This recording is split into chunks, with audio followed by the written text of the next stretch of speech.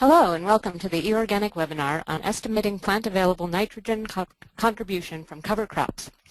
In this webinar, Dan Sullivan and Nick Andrews of Oregon State University will discuss how to use the OSU Cover Crop Calculator to make site-specific predictions of how much organic fertilizer are saved by judicious use of cover crops in diversified vegetable cropping systems.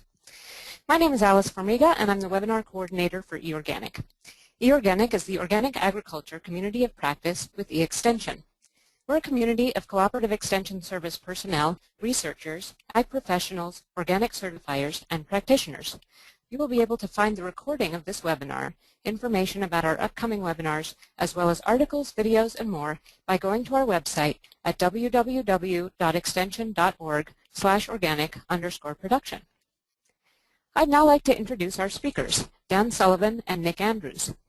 Dan Sullivan is a research and extension soil scientist in the Department of Crop and Soil Science at Oregon State University. His research and extension program seeks to develop value-added uses for organic materials and to assist farmers and agribusiness in implementing effective and economical nutrient management practices. Dan joined OSU in 1995 and has had the opportunity to serve as an advisor for over 20 graduate students. He's also an author of over 20 extension publications. Since 2005, Nick Andrews has served as the OSU Metro Area Small Farm Extension Horticulturalist. Nick developed the OSU Cover Crop Calculator with Dan Sullivan and Jim Julian, and he's conducting on-farm cover crop research. He's also started a research and education composting facility at the North Willamette Research and Extension Center in Aurora, Oregon.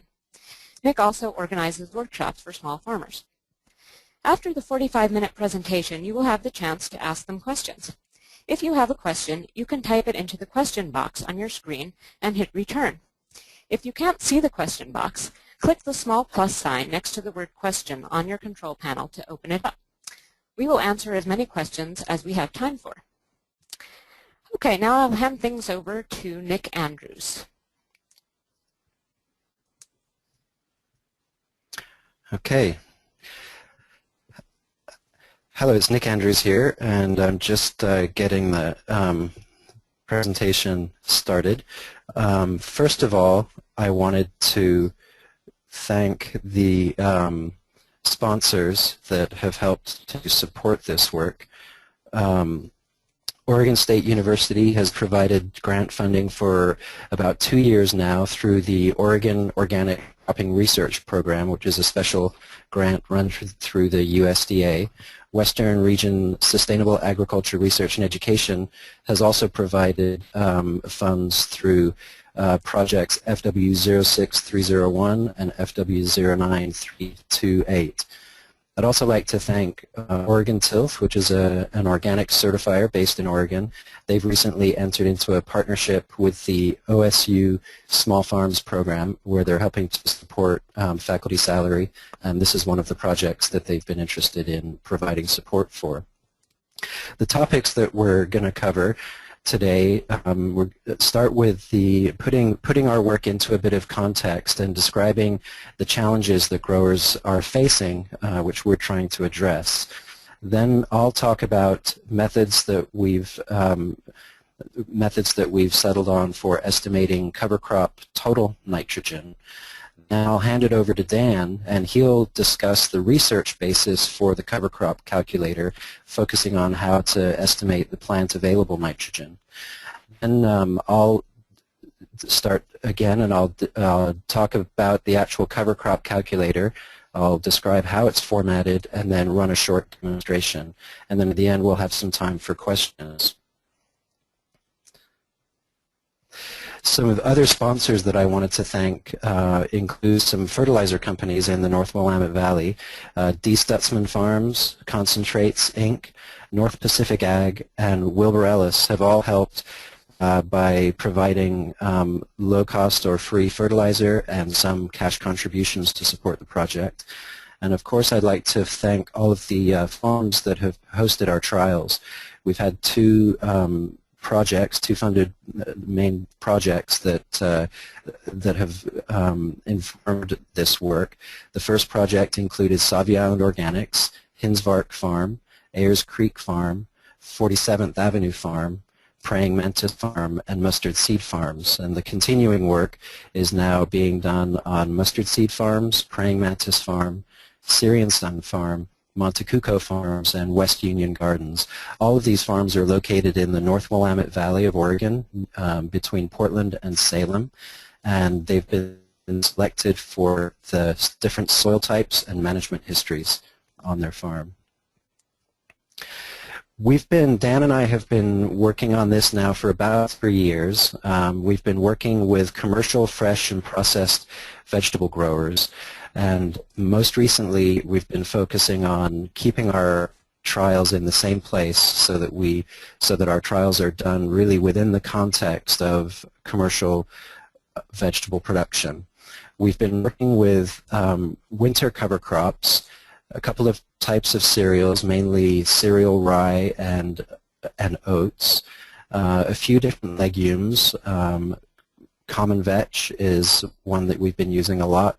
We also used Austrian field peas a little bit. And then Phacelia, which is a non-legume broadleaf plant. It's a native of coastal Northern California, and it does not fix nitrogen, but it fits into the sort of cereal niche in a cover crop seed mix.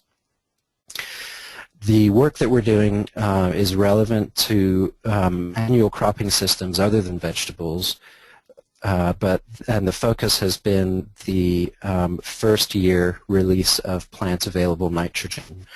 We've not studied perennial cover crops or unincorporated cover crops. The challenges that we're trying to address, first, the biggest issue that I discovered when I started doing this was that it was very difficult for growers to efficiently estimate cover crop biomass and total nitrogen.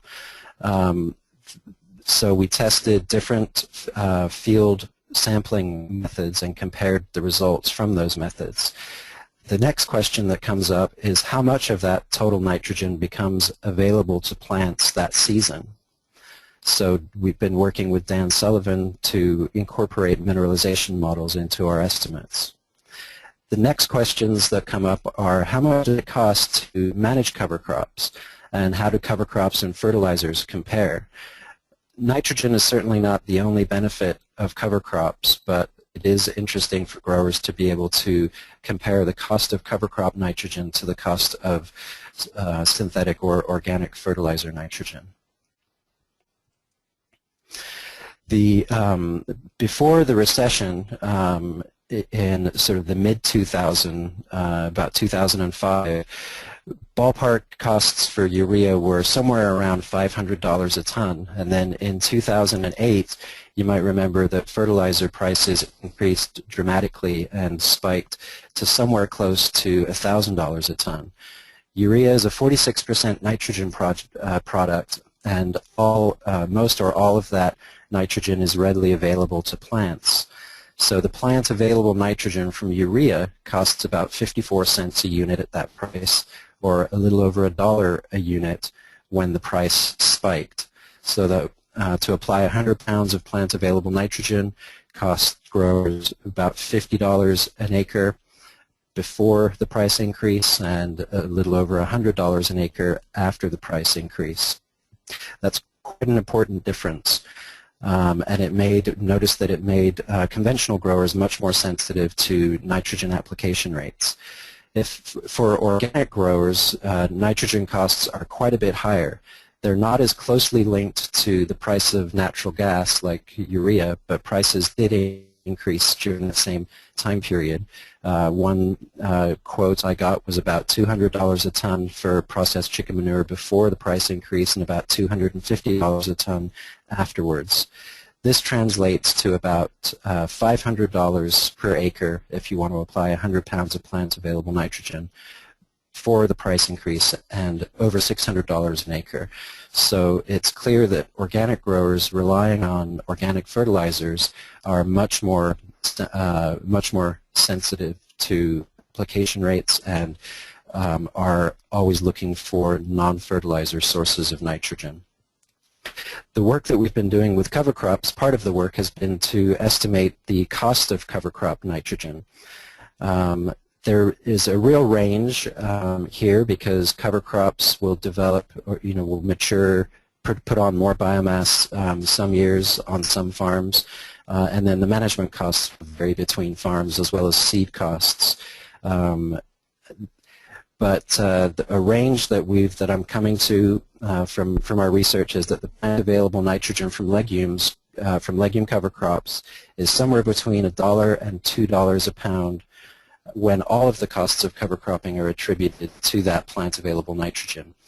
If, for example, you have a grower that's already made the decision to use grass cover crops and the only change in management would be to add legume seed to their cover crop mix, then the cost of that plant available nitrogen would be somewhere between 50 cents and $1 per unit of plant available nitrogen.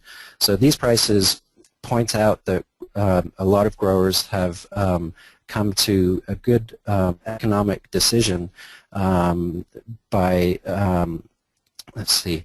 What I found is that a lot of organic growers do use legume cover crops, and a lot of conventional growers, some will use legume cover crops, but a lot will prefer just to use grass cereal cover crops.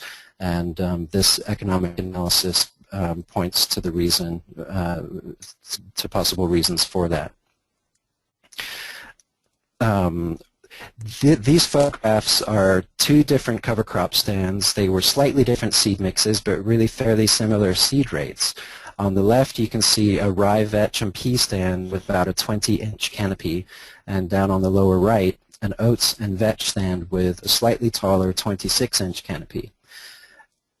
When I've gone into fields like this with growers, for example, let's talk about the 26-inch canopy, it's been common for them to expect a fairly significant nitrogen contribution from that stand. But if you look closely at the picture, you can see that the picture in the top left is more dominated by the vetch, and the picture in the lower right is certainly more dominated by the oats, despite similar seeding rates, just slightly different conditions on those farms. When we harvested the cover crop and ran lab analysis, we estimated about 60 pounds of available nitrogen from that shorter rye, vetch, and pea canopy, and only about 10 pounds of available nitrogen from that grass-dominated canopy. The total nitrogen content and the plant available nitrogen contribution from cover crops varies depending on several factors, such as the percentage of legumes in the mix, the maturity of the stand, and the density of the stand, and other factors. The SARE-funded work sponsored research into comparisons of field sampling methods. Most of the sampling methods involved taking above-ground biomass samples.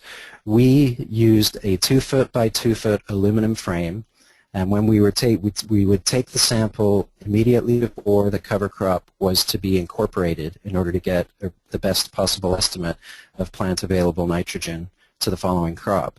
So here I'm placing the metal frame over a crimson clover stand. And you want to choose, we recommend between 5 and 10 samples per field, depending on the uniformity of the field. You want to choose representative parts of the field when you're choosing your sample locations. Then when you've placed the frame over the cover crop, you work it down through the stand, down to the ground, and you want to make sure that you sample the cover crops that root within the frame. So just sample the plants that are rooted within the frame.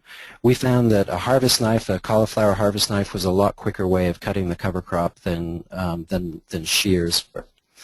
When you've cut all of that plant sample, then we put them in paper bags. You can put them in a large plastic bag if you like. The critical thing to remember is don't let the samples wilt, so paper might be a little bit better option if it's a hot day. When you've finished cutting that quadrat or that sample, this is what your field looks like. The next step is to move on to your next sampling area and repeat the process anywhere from 5 to 10 times per field. Then one of the other methods, so the different field testing methods that we compared were the cover crop sampling method I've just described, followed by lab testing of the total nitrogen content in that cover crop. We compared separated species lab testing, where we separated the grasses and the legumes and the weeds, to bulk species set sampling, where we left all the species together. We also compared that to estimates based on the fresh weight of those quadrat samples and estimates based on the dry weight of those quadrat samples. The final method we tested was based on the canopy height and density of the cover crop. We found that the best method was the most efficient method, and the most accurate method was the the quadrat sampling method that I've described with the photos, and then bulked species, sending in bulked species to the laboratory. When you bring all of those quadrats into your lab or into the farm, into your barn, you need to handle them a little bit before sending them off to process them a little bit before sending them off to the lab. First of all, cut up any large plants into sort of 1 foot or 18-inch sections and remove any soil from your sample. Then mix the entire sample thoroughly so that it's fairly uniform, and weigh the fresh weight of the total sample. Next, take enough of a grab sample to fill about a 1-gallon Ziploc bag, and you put that in you can put that in a paper bag or a Ziploc bag, paying attention. Use whichever method is best for the time of year, so that the sample doesn't degrade during shipment to the lab.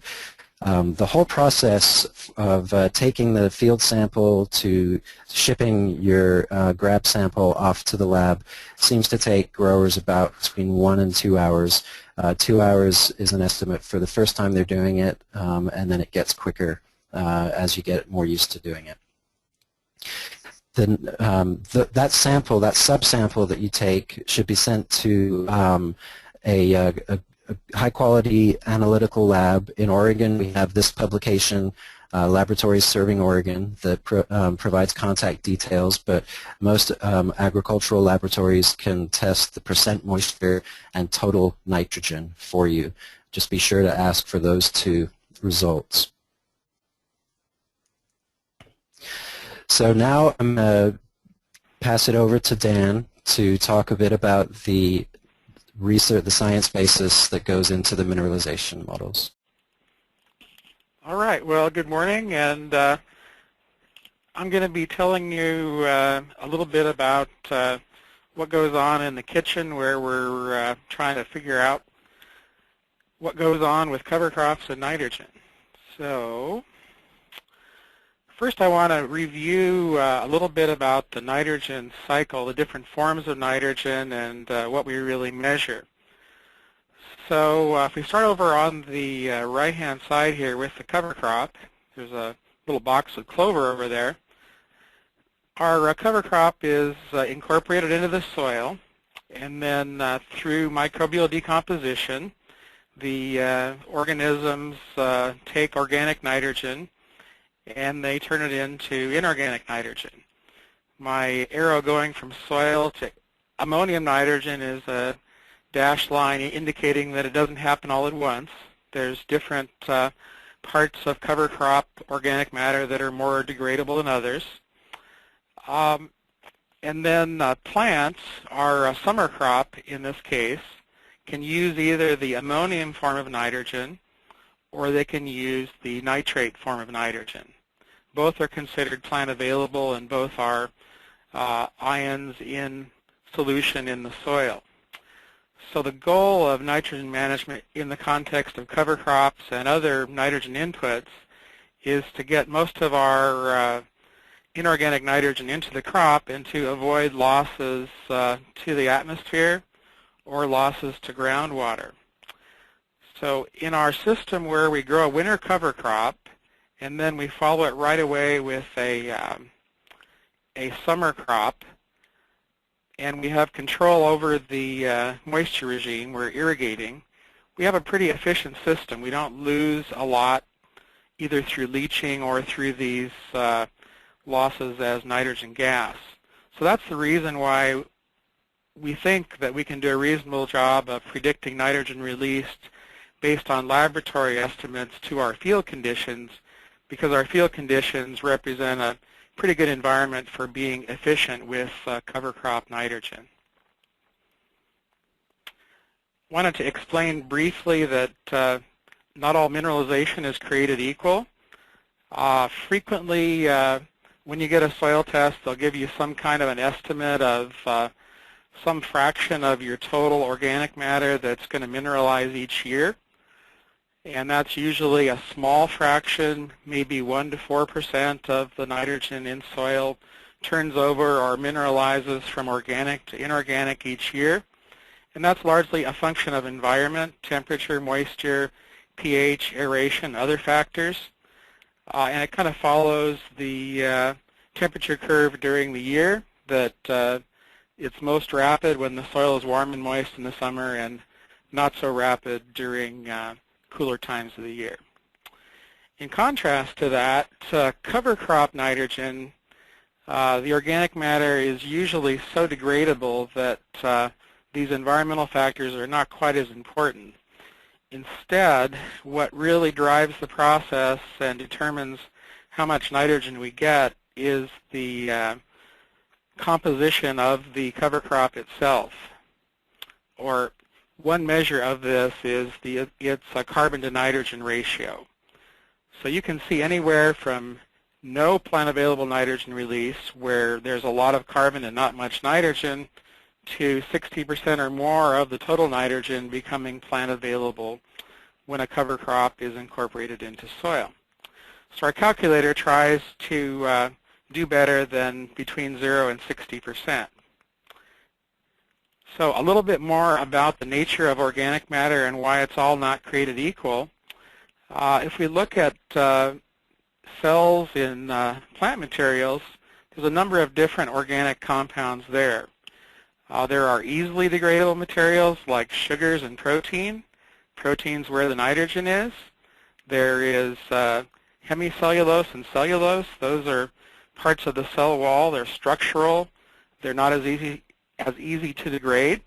And then there's lignin, which if you were building a building and your walls were made of concrete, lignin would be like the rebar that you put in there to give the walls some stability. So lignin is the most difficult to degrade organic compound in plant materials. So if we look at cover crops, up on the right there, they're green leafy plant material. They have more of the sugar and protein than a lot of other organic materials we can think of, so they tend to disappear in a hurry. We get very rapid nutrient release from cover crops, typically where we measure carbon dioxide release or the decomposition rate. We can see half of the organic matter in our cover crop be lost as carbon dioxide gas within a month of incorporation into a soil that has a reasonable temperature, say over 50 or 60 degrees Fahrenheit. So I want to kind of take you through the field experiments we do to actually quantitatively determine how much nitrogen we get from a cover crop that can replace fertilizer nitrogen. And as we go through this, you'll see that we get a real answer for the particular cropping system and soil we're working with. We get a very good comparison. We can really put a lot of trust in this. The only problem is that it's kind of specific for the situation in which we're working. But I think it's important to show you this because really this is the foundation that gives us confidence that our lab estimates are worth something. So the information I'm going to show you is from Amy Garrett's master's thesis. Amy did a cover cropping project for 2 years. She worked with John Luna as her major advisor, and I was also on the graduate committee. So this is a nice aerial of the plot area. There's 6 different cover crops in this trial. You can see some little strips that are cut through there. That's the harvesting of the cover crop to determine how much dry matter was present close to the time of incorporation. I'll just kind of go through and talk about the strips there in the lower left. The bottom there, that's Phacelia in bloom. Above that is a winter fallow. And then there's 3 plots that look all kind of the same in this picture. These are legumes. It's vetch either with oat or with Phacelia or vetch by itself. If you look carefully, the first one up here, right above the fallow, that's got the Phacelia. And then if you look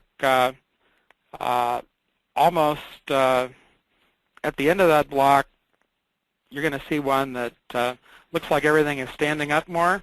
That's the one with the oats. The oats themselves are this light green color, giving you an idea that they're not very rich in nitrogen. So each of those cover crops was replicated 4 times in this experimental design. And then after the cover crops were worked in, each strip was split 4 times into different summer fertilizer application rates with feather meal. So for instance, with this Phacelia strip, we had no fertilizer in the summer, 100, 200, 300 pounds per acre of nitrogen as feather meal. All right, so here's a ground view of the same thing. On the left is your oats. The right is the oats plus the legume. Here's the measurements on how much total nitrogen was in the cover crop just before incorporation. The red in this diagram is the vetch. The vetch is where the nitrogen is because vetch has the unique capability of taking atmospheric nitrogen, and the rhizobia in the roots of the vetch actually take that atmospheric nitrogen and turn it into a form that plants can use. So you can see that the vetch alone contained about 120 pounds of total nitrogen per acre, and a little bit greater with the mixtures with either oats or Phacelia. There's a reason for that. Actually, the vetch usually benefits somewhat from being grown with a small amount of cereal or with Phacelia, in that it kind of helps the vetch stand up rather than get flattened toward the end of the vetch growing cycle. So after the cover crop measurements are made, the cover crops get chopped up prior to tillage to incorporate them. This particular trial, we used a spader, which is a good tool for incorporating cover crops. Doesn't cause as much compaction, preserves the soil structure more than disking or plowing or something like that. Then Amy's out here putting out her different rates of feather meal on the plots in the field, taking care of the field all summer, spending a lot of time on weed control. Also, she would go out and measure the nitrate that was actually present in the soil away from the rows where the roots are located.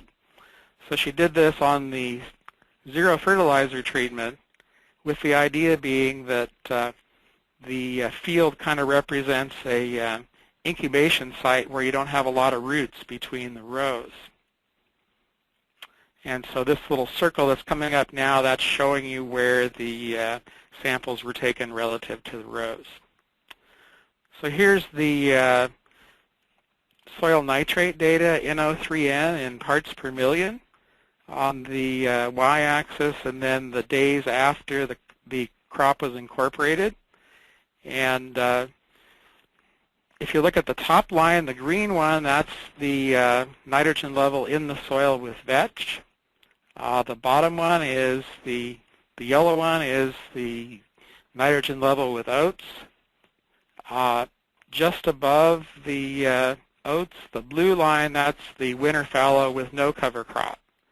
So you can see that with the oats, we actually consume nitrogen in the soil.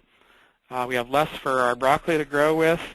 With the vetch or with any of the mixtures, we have more nitrogen. And so the soil test confirms that, yes, indeed, the nitrogen was plant available. And the timing here is that the most nitrogen was available by 51 days in this example. So that gives you an idea that the cover crops break down and release the nitrogen usually quite rapidly. So here's our trial again with the broccoli getting close to harvest. Harvest time, getting marketable broccoli heads. And then here's what we're after. The object of this study is the relationship between how much feather meal it takes to grow a broccoli crop with and without a cover crop. So on the x-axis, here's our 4 rates of feather meal, nothing, and 3 increasing rates. On the y-axis is the amount of broccoli yield, those marketable heads in tons per acre. And I'm just showing you 2 of the treatments. I'm comparing here the winter fallow in the green below and the vetch crop in the response curve above. And what you'll notice is that at every rate of nitrogen, every rate of feather meal, there is a higher yield for the vetch than there is with the winter fallow. And if you look the other way, where this dotted line goes across here, you can see that it takes 200 pounds per acre of nitrogen as feather meal to grow the same crop with fallow as it takes with only 100 units of nitrogen when you have the vetch in the system. So the result of this is that our vetch winter cover crop was worth about 100 pounds per acre of feather meal nitrogen per acre. So next I want to change the scene and go and look at the lab incubations and explain how those relate to these field experiments. In the field, we only have one set of cover crop mixtures, but in the lab we can do many more mixtures and look at a range of results that a farmer would have in terms of how much cereal and how much legume you'd have. This is our high-tech incubation vessel, and this tub back there, that's our incubation chamber. We put the top on and we've got some humidity in there to keep things moist during the incubation time. The straw's in there just to keep the bag from sealing and going anaerobic. So we start off with our cover crops from the field, bring in the whole plants. Then we cut up the plants into small pieces, mix them with soil, add them to the freezer bags, and then incubate them at room temperature in this plastic box with humidity. And this is the kind of data that we typically see. So this is the incubation of Amy Garrett's cover crops from 2007, the first year. And this just shows kind of the timing of the nitrogen release. Our data here is in parts per million of nitrate nitrogen. So what I want to point out here is that we chose incubation times of 4 weeks or 28 days and about 70 days or 10 weeks for most of our studies because we found that most of the difference that's going to happen has already happened by 4 weeks, and that there continues to be a little bit of change, but not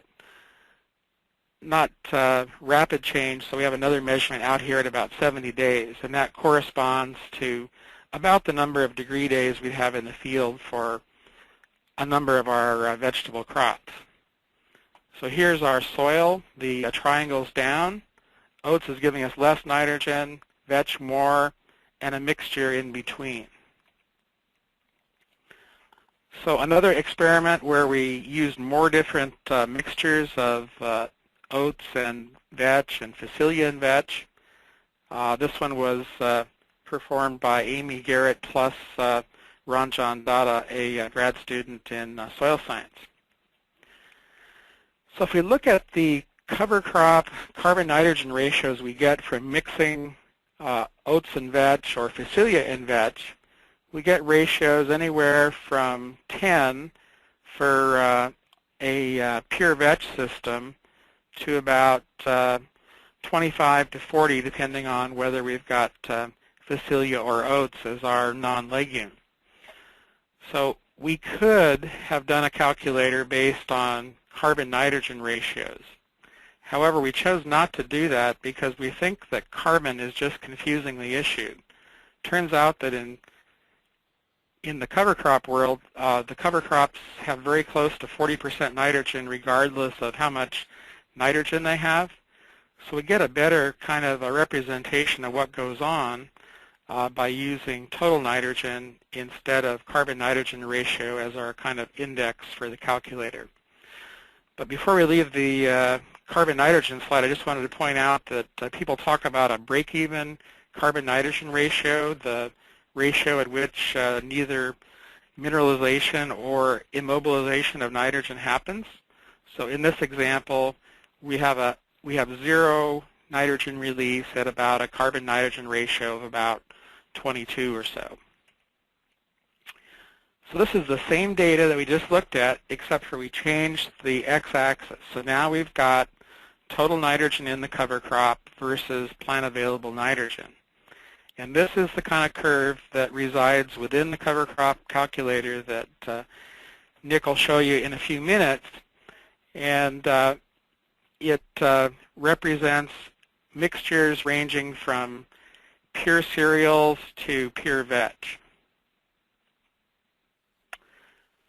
So we took a look at our data and compared it to a existing published regression equation between total nitrogen in the cover crop and plant available nitrogen release.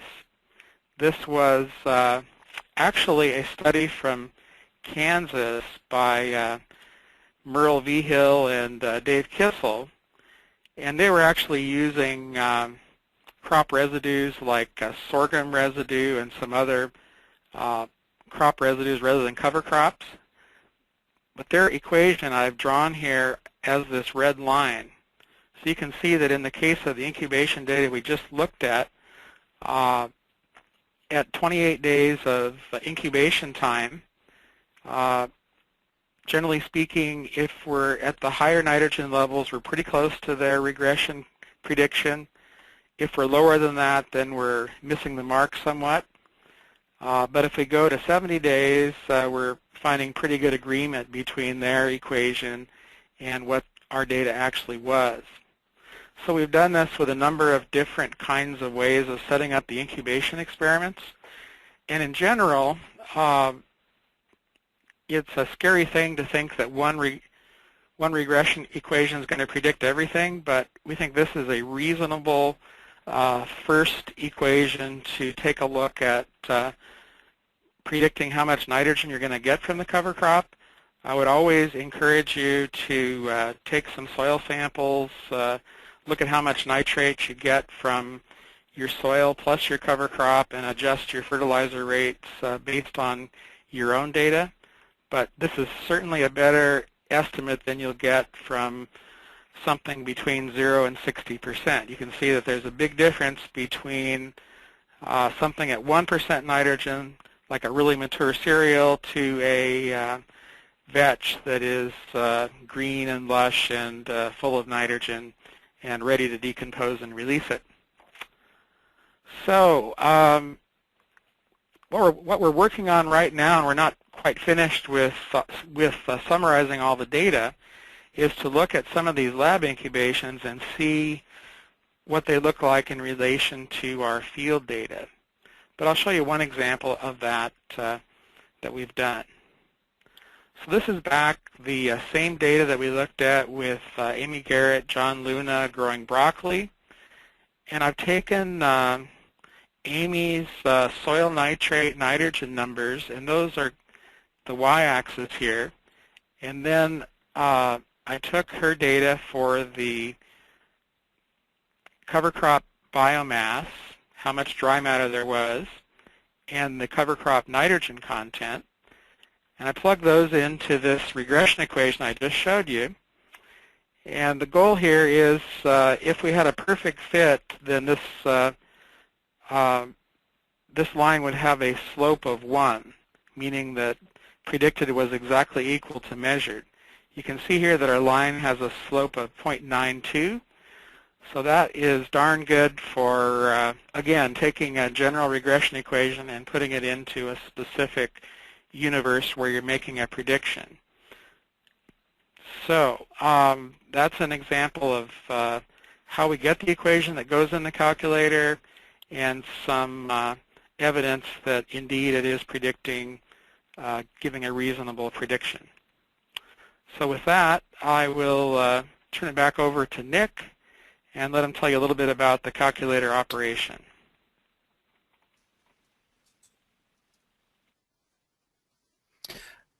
Okay, thanks very much, Dan. First of all, the cover crop calculator is not online quite yet. We're hoping days away from being able to launch it. When we do get it online, we'll put it on the OSU Small Farms website. You can see the link on the home page there to the organic fertilizer calculator, and this cover crop calculator will be replacing that spreadsheet. When you click on the calculator to download it, we have a short pop-up survey form that we ask people to fill out. If you don't want to give us your information, you can just scroll down to the bottom and answer this required simple math problem, and that's just to help protect you from spam.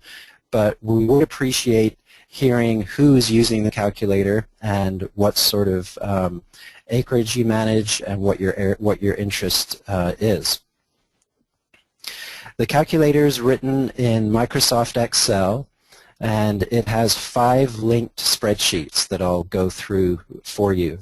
Fertilizer analysis is the first spreadsheet, cover crop analysis, the your costs spreadsheet, which is where you enter economic information about how much it costs you to manage cover crops, a cost comparison spreadsheet where you can compare the cost of different fertilizers and cover crops, and then the nutrients provided spreadsheet, and that's where you can develop a balanced fertilizer program for a specific field depending on the fertilizer recommendation and the cover crop residues and fertilizers available to you.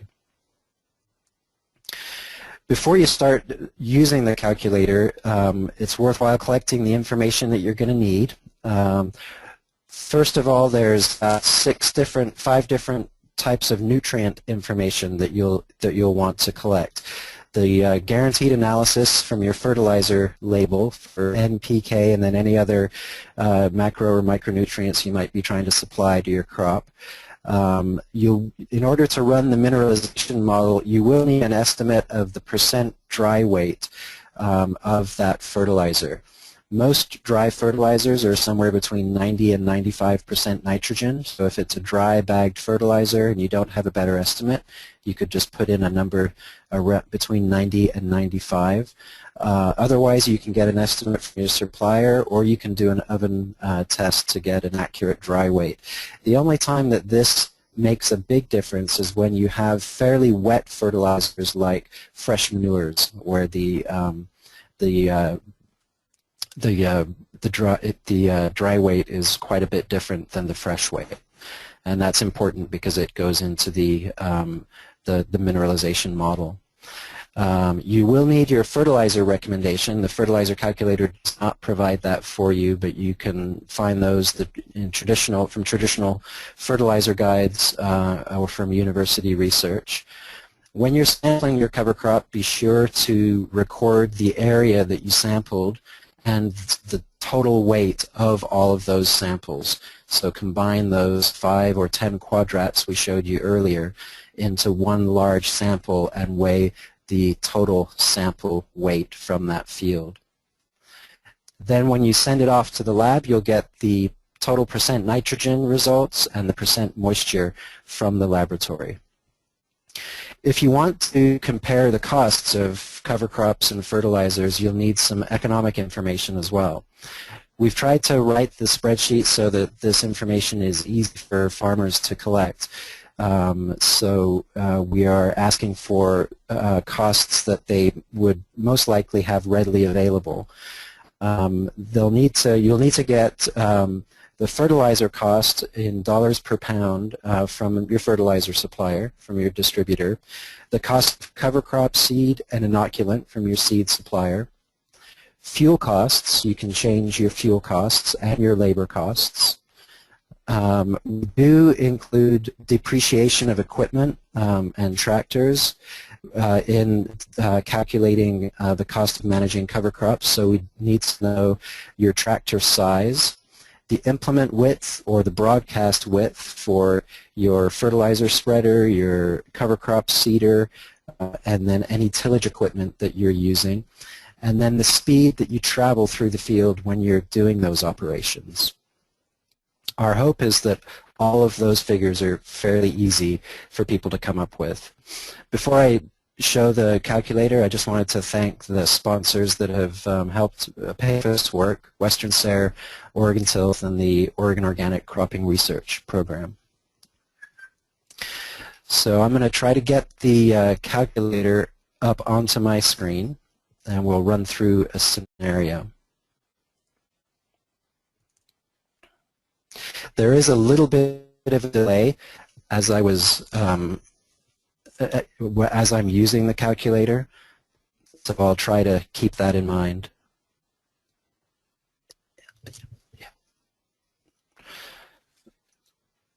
Okay, so the first spreadsheet is the fertilizer analysis spreadsheet. Actually, before I get into that, along the bottom of your screen, you should see the 5 main tabs for the different spreadsheets. The first spreadsheet is the fertilizer analysis spreadsheet. The cover crop calculator has 3 mineralization models. So when you're entering information about an organic amendment, make sure that you enter that information in the right section. First of all, there's the mineralization model for raw organic fertilizers at the top. Then down, you can see at row 23, there's the mineralization model for compost, and then below that is the mineralization model for cover crops. When using synthetic fertilizers, we're assuming that that nitrogen is applied as mineral nitrogen, and we're assuming that all of that nitrogen is readily plant available. So the mineralization model for synthetic fertilizers is 100%. John was just helping me with some technical issues, so I'll scroll down and you can see the cover crop section there.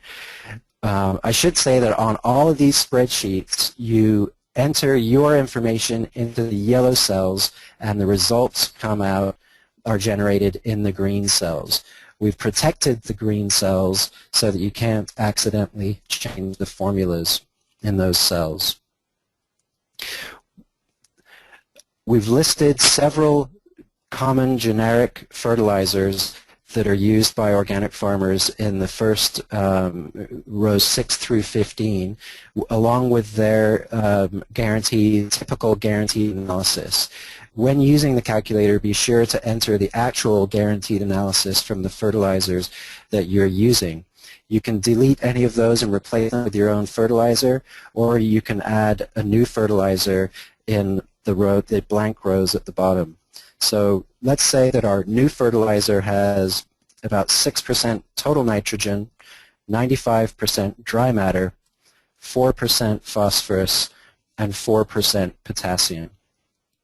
You can see in these green cells that the mineralization model has generated a prediction for the plant available nitrogen after 28 days and the plant available nitrogen after a full season. These numbers are the expressed as the percentage of the total nitrogen that becomes plant available. So you can enter your own synthetic fertilizers and composts as well. By compost, we're talking about well-matured, stable compost that does not release, does not quickly release nitrogen. The next tab is the cover crops analysis tab. Here you enter your sampling information. So in column B there, under area sampled, enter the amount, the area of the field that you sampled.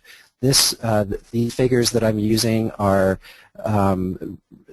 similar to the sort of findings that we had from the trials that we've been doing, where we were sampling. We took 4 quadrats per plot. We recommend, as I said, between 5 and 10 for a full field, but our sample area was 16 square feet. And then the fresh weight of those samples, 8 pounds for that area sampled was a fairly typical fresh weight that we were getting. And then 72% moisture was a fairly typical percent moisture result from the laboratory. I'm going to leave all of those values the same and then enter different nitrogen values to illustrate the influence of cover crop nitrogen on the amount of plant available nitrogen to the following crop.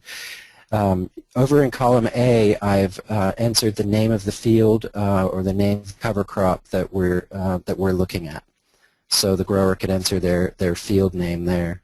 For the rye cover crop, I'll put in a value of 0.9% total nitrogen, and then about 2.8 for the rye and vetch cover crop, and 3.6% total nitrogen for the common vetch cover crop.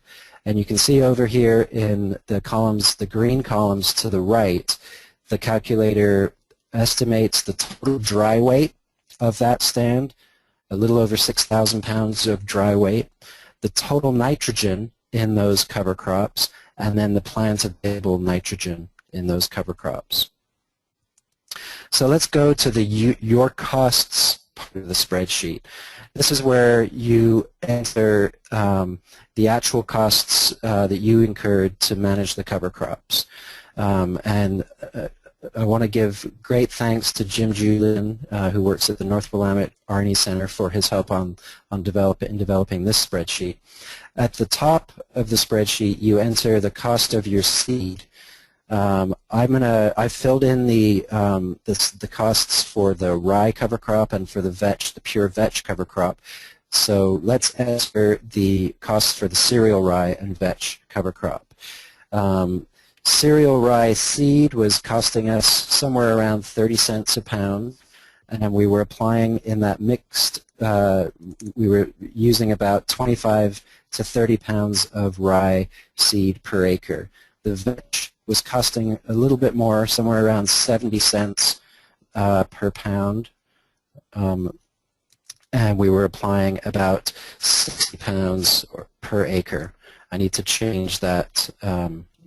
I'll change that cell so that it doesn't round up to 1, but that is actually 70 cents per pound in that cell. You also want to enter the price of any inoculant if you're using inoculant, and then be sure to enter your fuel cost and your labor cost. So then further down in the spreadsheet, we put in information about the our agronomic practices. So from this drop-down menu, you can choose the type of seeder. Let's put in a drill so that we can compare that cost with the tractor-driven spin spreaders used in the other fields. You notice this red pop-up window, that's just a reminder to enter the rest of your equipment information. We need the horsepower of your tractor, the width, let's say it's a 12 drill, and the speed that you drive through the field. Let's say 3 miles per hour, a little bit slower for the drill than for the broadcast. Then the next area asks whether you are doing any separate operations to incorporate the cover crop seed. And since it's a drill, we'll leave that as none. You can see in row 26, it gives the total cost of the seeding operation with the spin spreader as about $4 an acre and about $11.40 an acre with the drill. I'd also like to point out the cost of the cover crop seed went from $14 an acre to over $52 an acre. The final information to enter on cover crop establishment is whether or not you irrigated. We're including the cost of labor and power for an irrigation pump in this estimate. The cost of the actual irrigation lines is attributed to the cash crops that are grown. Then the last part of the last economic information that you need to enter is any tillage that you do in the spring to incorporate the cover crop, and this is any tillage that you would not normally do for regular field preparation with a fallow field. So as in the example Dan showed, we'll say that they flail mowed once, again with the 70 horsepower tractor. We'll say that's a 8-foot flail mower operated at about 4 miles per hour, and then we'll say that they disked that field one extra time with a 10-foot disc at 4 miles an hour to incorporate the cover crop, and the rest of their tillage passes were we'll consider that those were the same as normal field preparation for controlling winter weeds. Before you leave this spreadsheet, be sure to add in the cost of applying any fertilizers. So here again is a drop-down menu, and I've selected tractor-driven spin spreader as the application, as the equipment, 70 horsepower tractor, 20-foot broadcast for that spin spreader operated at 4 miles per hour. Now let's move on to the cost comparison sheet. This is where you enter the cost per pound of your fertilizers. You can get these costs from your fertilizer distributor. The numbers that I've entered here will not be available online. They're just hypothetical costs that I've collected from suppliers in this area recently. You can see, though, as soon as you enter that cost, the calculator generates an estimate of for the cost of plant available nitrogen after a full season, after 28 days, and then for all of the other nutrients that you might be interested in. If I scroll right, you can see the rest of several other nutrients listed there. Let's say that new fertilizer that we're interested in is quite cheap. That's why we're interested in it. 15 cents a pound. So in this case, plant available nitrogen from that fertilizer would cost about $3.30 a pound for the amount of nitrogen available by the end of the season. You can also scroll down and see the relative cost of nitrogen from the cover crop stands. So that's with the costs that we entered, the plant available nitrogen from the cereal, rye, and vetch. Well, the cereal rye stand was immobilizing a bit of nitrogen. The rye vetch stand was about $1.70, and the common vetch stand gave us nitrogen at the cost of about $1 for 1 pound of plant available nitrogen. This compares pretty favorably with supplemental organic fertilizers, but the urea was still cheap with the costs that we're entering.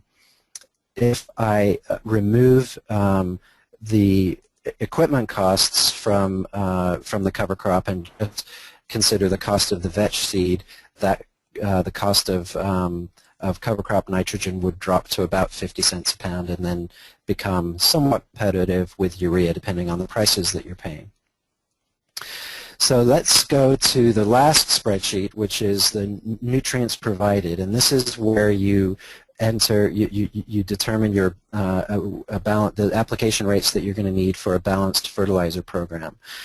Row 32, fertilizer recommendation, is where you enter your nutrient goals. So in this case, I always use the full season nitrogen, or usually use the full season nitrogen column. So we're looking for 100 pounds of nitrogen, 40 pounds of phosphorus, and 40 pounds of potash. Next, choose the cover crop field that you're considering. You can see the numbers change if I use the cereal rye field or if I use the common vetch field. But let's stick with the mixed cover crop stand that provides roughly 60 pounds of nitrogen per acre. So we're still looking for about 40 pounds of nitrogen, phosphorus, and potash. So we'll scroll up to, now one thing I like to do is go back and to the cost comparison sheet and look for the cheaper sources of N, P, and K that I'm looking for. So if we look down column G, we can see that our new fertilizer was looks like the cheapest form of nitrogen that we have available. And then there are some cheaper forms of phosphorus and there are some cheaper forms of potassium. But for simplicity, since we're looking for about the same amount of nitrogen, phosphorus, and potassium, let's just try using that new fertilizer. So in column B, you enter the fertilizer rate. Let's try 1 ton per acre. So that gives us quite a bit more than we need. We're looking for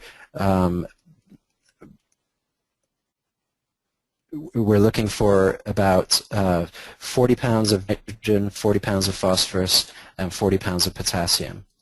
So let's drop that back to half a ton, and that gets us right about where we want to be. So before applying that fertilizer, buying it and applying it, I go back to the cost comparisons sheet and look at the total cost of the program.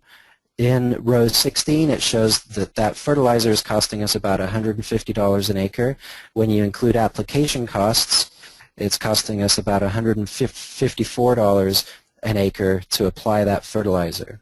And if you want to look at the cost of the cover crop, that was about $108 per acre to manage that cover crop, including equipment, fuel, and labor. So that's about all I have to show on the calculator, and we'll open it up for questions, either on the calculator or the research basis for the mineralization models. Thank you very much, Nick, and thank you, Dan. We now have probably about 15 minutes for questions. For those of you who missed the beginning of the presentation, you can use the question box on your screen to type in questions and hit return. And if that question box is closed, you can just click on the small plus sign next to the word question on that control panel to open it up. We'll be reading the questions out loud, and we'll answer as many of them as we have time for. This webinar will also be posted on the eOrganic website, and I'll show that address on the screen in a moment. It should be posted within the next week in case you missed anything at the beginning or you'd like to hear it again. So for the first question, there's a comment. It says, "This is great. However, is it applicable for dry climates?" All right, so I'll take a stab at that one. This is Dan Sullivan. So basically, you know, we're not trying to set the world on fire here to answer all questions for all people in all places. What I'd encourage you to do if you're interested in using this in a drier climate is to use it on a trial basis and compare the result that you expect using the calculator to what you see in a soil test early in the season before your crop has taken up a lot of nitrogen.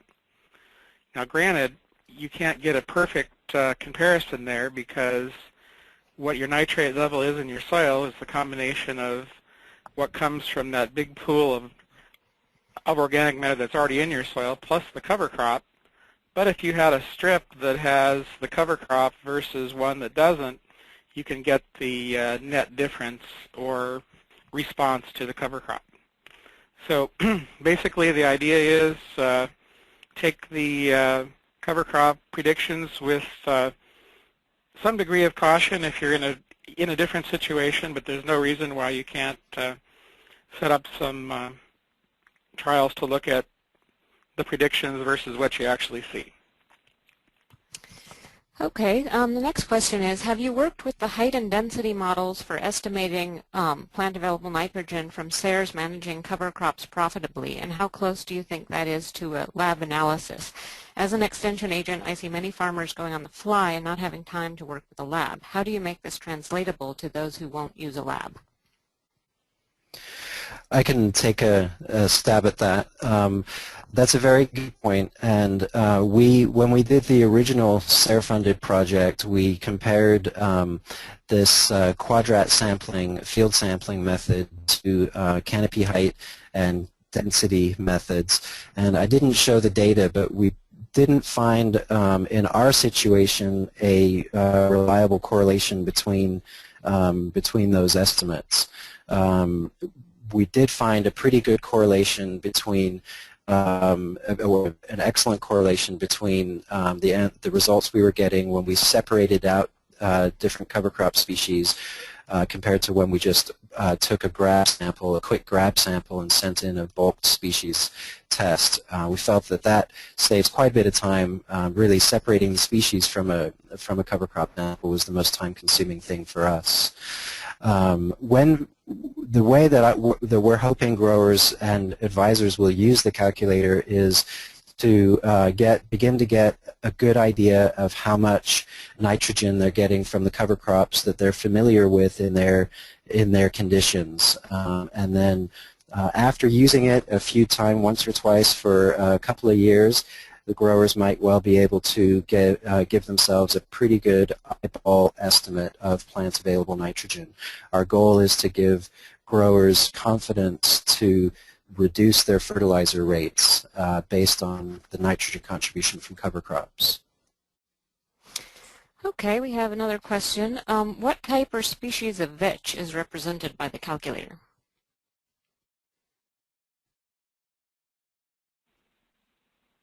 Okay, I can go ahead and answer that. In trials we were doing, we used common vetch, but the amount of mineralization from various cover crops is determined by the total nitrogen of the residue. So as the soil microorganisms are decomposing that residue, they don't prefer common vetch over another type of legume. It's the critical factor is the total nitrogen in that residue. So the mineralization work that Dan did looked at cover crop residues with a very wide range of nitrogen contents. So we feel confident that that the predictions are fairly reliable for a number of different crop residues or cover crop residues that might be used. So let me add to that. We have done some work with hairy vetch, and it comes out in the same kind of availability as the common vetch. So it does work for either one of those vetch species. Okay. Another question. If I chop the cover crop before tilling or incorporating it into the soil, can I use that chopped cover crop for my cover crop sample? So I'll take a stab at this one. This is Dan. So that might be a way of really cutting down on the time required to collect a sample. However, you have to be pretty careful to look at, getting sample that was evenly distributed, because the basic principle you're operating on is that you're getting a sample that represents an area in the field. So there might be some ways that you could do pretty well with that kind of sample. You'd probably want to take a larger area and weigh the bulk sample, and then You have the advantage, though, it's already chopped up so that a lot of the sample preparation that Nick was talking about could be reduced if you had good confidence in getting a sample like that. However, I will have to say that Nick hasn't really evaluated that, nor have I, so it sounds feasible, but you'd want to do some work to confirm that.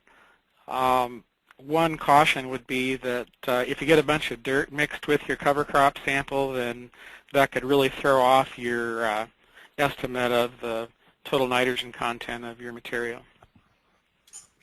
Okay. We'll take I'd one like more. to add just a little. I'd like to add just a little bit to that as well. I haven't tried that method, but it sounds like it might be worth trying. My concern would be that it would be very difficult to find all of the pieces of cover crop in the field without getting a lot of dirt, depending on how finely it was chopped. John Luna has tried sampling cover crops by rolling them down and then cutting the sample over a rolled cover crop, and that saved a little bit of time from working the frame down through the cover crop. Most of the stands I've been working with, we haven't found it too difficult to work the frame down through the stand. But as Dan said, the critical factor is to get a representative sample of your cover crop stand. Okay, we'll take one more question. What is the typical amount of plant available nitrogen needed from a cover crop composition to break even on cost versus benefit?